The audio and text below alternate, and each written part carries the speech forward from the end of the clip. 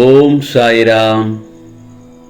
என் அன்பு குழந்தையே, அற்புத கார்த்திகை வியாழனில் வெற்றி களிப்பில் வந்திருக்கிறேன்.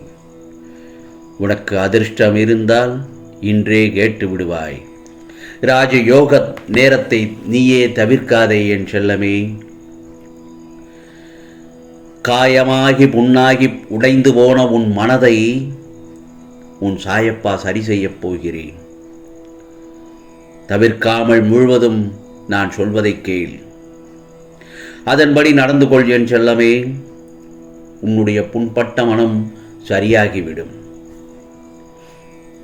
ஒரு நாளை நாம் எடுத்துக்கொண்டோமானால் பலவிதமான பரபரப்புக்குள் இருக்கத்தான் செய்யும். அது சோகமாக இருக்கும், சந்தோஷமாகவும் இருக்கும், பயங்கரமான ஆர்வமாகவும் இருப்போம். இது மாதிரி நிறைய பரபரப்புகளை கடந்துதான் ஒரு நாளை கடந்து அதை பூர்த்தி செய்ய முடியும். பொதுவாக நாம் சோகமாக இருக்கிறதுக்கு காரணம் என்னவாக இருக்கணும்னு, நம்மளால் சோகமாக இருக்கிறதை விட மற்றவங்களால் சோகமாக இருக்கிறது தான் அதிகம். உன் சாயப்பா சொல்வது எல்லாம் உண்மைதானே? யாராவது ஏதாவது திடீரென்று சொல்லியிருப்பாங்க, காயப்படுத்தியிருப்பாங்க, அல்லது ஏதாவது ஒரு செயல் நம்மளை பாதிச்சிருக்கும். இதில் என்ன பிரச்சனை? அப்படி என்றால் ஏதாவது ஒரு நொடி நீ காயப்பட்டிருப்பாய், அதனால் பாதித்திருப்பாய். ஒரு நொடி காயப்பட்டதை அந்த ஒரு நாள் முழுவதும் நீ நினைத்து உன் மனதை போட்டு புண்ணாக்கி வருத்தி குழப்பமாகி அப்படித்தான் இருந்திருப்பாய் அல்லவா? குழப்பமாகத்தான் இருந்திருப்பாய். இல்லை, பல நாள் மனதை போட்டு குழப்பி உன்னை நீயே வருத்தி துவண்டு போயிருப்பாய். நான் சொல்வதெல்லாம் சரிதானே? கவலைப்படாதே, கலங்காதே. உன் சாயப்பாவை மனதில் நினைத்துக்கொள் என் செல்லமே. காயப்பட்ட மனதை சரி செய்து விடுவேன். ஏன் இப்படி சொன்னார்கள்? எதற்காக என்னை காயப்படுத்தினார்கள்? நாம் நல்லவங்க தானே, ஏன் இப்படி நமக்கு மட்டும் இந்த மாதிரி நடக்குதுன்னு உனக்குள்ளேயே கேள்வி கேட்டு உன்னை நீயே ரொம்ப காயப்படுத்திக் கொள்ளுகிறாய்.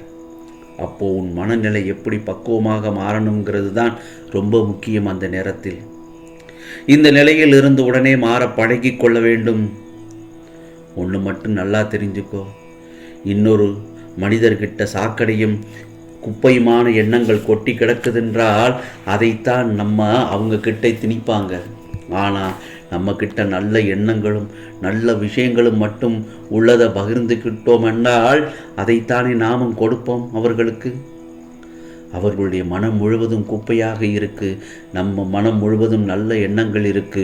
குப்பைக்கு நாம் எதற்கு நல்ல எண்ணங்கள் கொடுக்கணும்?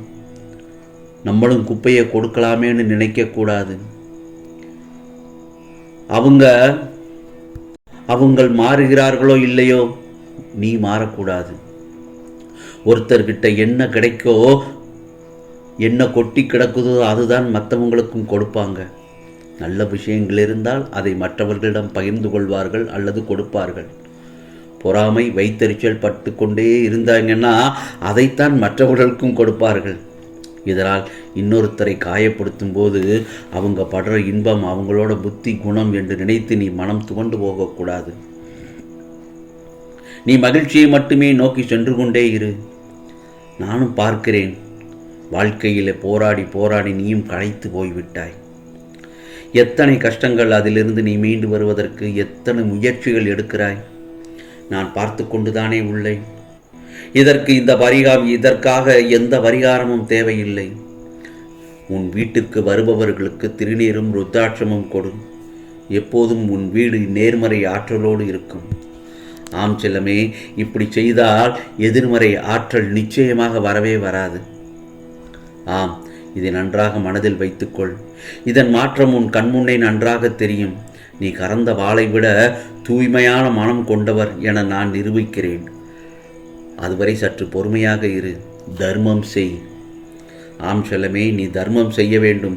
அதுதான் உன்னை இக்கட்டான சூழ்நிலையிலும் இக்கட்டான சமயங்களில் இருந்தும் உன்னை காப்பாற்றும். எதை செய்தாலும் முழு மனதோடும் செய். உனக்கானது நல்ல பலன்களும் நல்ல நிலைமையே கிடைக்கும். அதற்கான நன்மையும் கிடைக்கும். ஆம் செல்லமே, நான் இன்னொன்றும் உனக்கு சொல்ல ஆசைப்படுகிறேன், கடமைப்பட்டிருக்கிறேன். ஏனென்றால் உன் மனம் எப்போதும் ஓய்வில்லாமல் எதையாவது யோசித்து கொண்டேதான் இருக்கிறது. எதற்காக இத்தனை சுமைகளையும் சிந்தனைகளையும் உன் தலையில் ஏற்றிக்கொள்கிறாய் என் செல்லமே? பிறகு புலம்புகிறாய், எல்லோரும் ஏன் என்னை மட்டும் காயப்படுத்துகிறார்கள் என்று.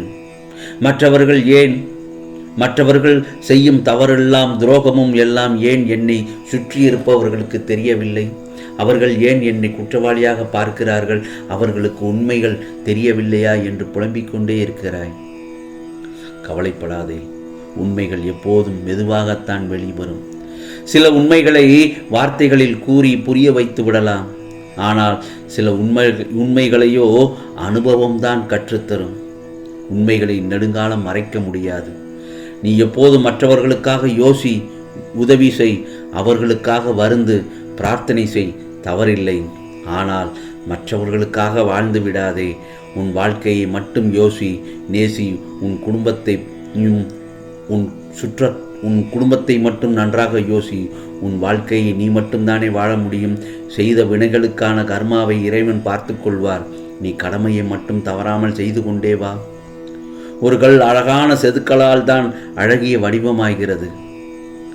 அதுபோலத்தான் அழகிய வடிவம் கிடைக்க ஒளியின் வழியை தாங்கும் உன் கஷ்டம் நிறைவாகி அழகாகி விடுகிறது. உனக்கு ஏற்படும் விஷயங்களை அவமானமாக கருதாதே. உன் மனதின் தான் கவனமே இல்லையே. யார் உன்னை ஏமாற்றுகிறார்களோ அவர்களை உன் வாழ்க்கையிலிருந்து நகற்றி வைத்துவிடு. எதையும் பொறுத்துக்கொள். ஆனால் நம்பிக்கை துரோகத்தை மட்டும் பொறுத்து கொள்ள முடியாது. எதையும் பொறுத்து கொள்ளலாம் என் செல்லமே. ஆனால் நம்பிக்கை துரோகத்தை மட்டும் யார் பிறர் நமக்கு செய்தால் அவர்களை நாம் பொறுத்து கொள்ள முடியாதுதான். அப்படி செய்த அவர்களுக்கு உன் சாயப்பா நான் பாடம் புகட்டுவேன். நீ எதையும் வெளிக்காட்டாதே. உனக்கான மிகப்பெரிய சொத்து உன் நிம்மதிதானே. உனக்கான மிகப்பெரிய சொத்து உன் நிம்மதிதான். ஆம் செல்லமே, அதை உன்னை மதிக்காதவர்களுக்காக செலவிடப் போகிறாயா? வேண்டவே வேண்டாம். கடந்த காலத்தை மறந்துவிடு என் செல்லமே, கடந்த காலத்தை மறந்துவிடு. ஆம், எதிர்காலத்தை என் கையில் கொடுத்துவிடு. உனக்கானது எல்லாம் அற்புதமான கார்த்திகை வியாழனில் நாளை வெற்றி களைப்பில் சந்தோஷமாக சந்தோஷத்தில் துள்ளி குதிப்பாய் என் செல்லமே. ஆம், உனக்கான அதிர்ஷ்டம் கண்டிப்பாக இருக்கிறது. ராஜயோகம். ஆம், தவற விட்டு விடாதே. தைரியமாக இரு, நம்பிக்கையோடு இரு, பொறுமையோடு இரு. உனக்கானது எல்லாம் நல்லதே நடக்கும், நல்லதே நடக்கும். ஓம் சாய்ராம், ஓம் சாய்ராம். ராம்ஜி அருள் கிடைக்கட்டும்.